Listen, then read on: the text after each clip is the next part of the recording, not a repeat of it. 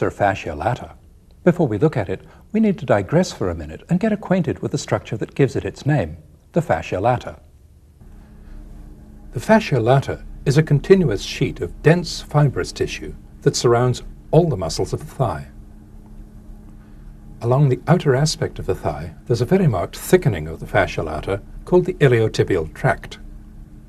The iliotibial tract extends all the way from here on the ilium down to here on the tibia. Here's the iliotibial tract by itself, with the rest of the fascia lata removed. These muscles, in front of it and behind it, we'll be looking at in a minute. Between the muscles is a strong fibrous septum, which attaches the iliotibial tract to the femur.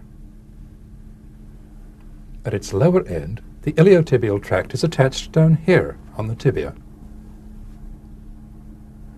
The iliotibial tract acts as the tendon of insertion of two muscles. A big one back here, gluteus maximus, which we'll see later, and this one, which we were just getting ready to look at, tensor fascia lata. Tensor fascia lata arises from the iliac crest, here. It inserts here on the iliotibial tract. The three hip abductors move the limb to the side. When the foot is on the ground, the hip abductors, pulling down on the ilium, raise the opposite side of the pelvis up.